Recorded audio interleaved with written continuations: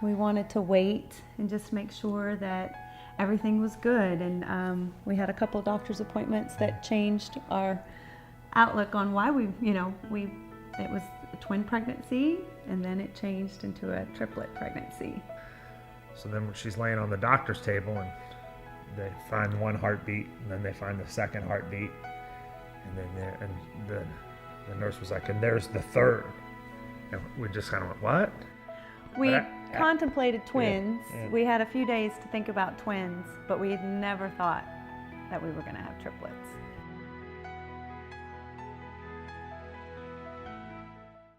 You just want to believe that you're going to make it as far as your body's going to make it, and they're just going to come whenever they're supposed to. So I don't think we were really. No, you never. I mean, I was not prepared. I don't think I knew I was going into labor. Some contractions, and I was dilating, but I don't think in my mind I was thinking I was going into labor, because again, I was convinced I was going to make it. And so they admitted me in February, late February 22nd, and then we actually had them about a week later. Well, I had some complications. One of the babies had a placenta abruption, so his blood supply obviously was compromised. We had to make a decision that day to either allow a baby to perish and see how the other two would survive, but you just want what's best, or to have them at such an early gestation. And it's an impossible decision that you have to make. And we did. I mean, we decided, we have 3 babies.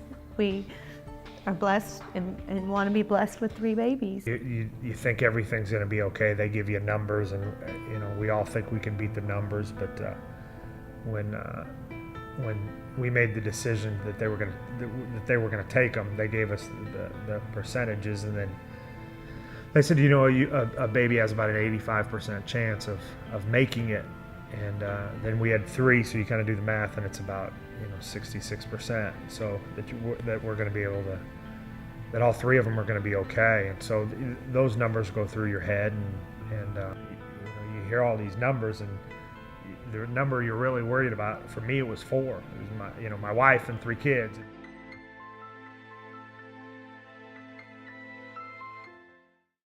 Well, when the doctor gave us our options that morning, you just want to do whatever you can to keep those babies safe.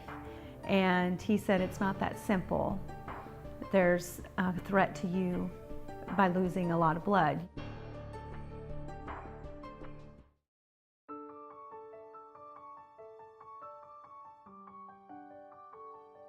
Well, I thought they were tiny. Yeah. I thought they were tiny, and there were a lot of wires and machines hooked up. You see through that as a mom and as a parent, as a dad, you see through it, but you do realize how tiny they are. We've all seen the baby at the hospital, 7, 8 pounds, but you don't ever realize how little they can really be. I mean, that was the big shock for me. It was just how little. Kendall, our little girl, was 1'8". She was, Preston was 1'11", and William, he was the big one at 2 pounds, 2 ounces. So little, but fighters. Yeah. They all took their time, and it's funny, it's how they are right when they were born. They're still the same kid today at 2.5. I mean, Preston just beats to his own drummer then, and he beats to his own drummer now.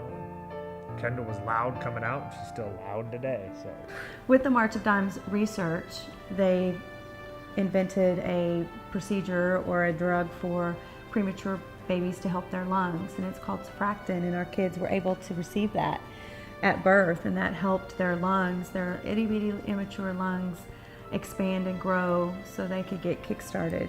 We're just thankful for the research so that our kids can survive and thrive in that environment.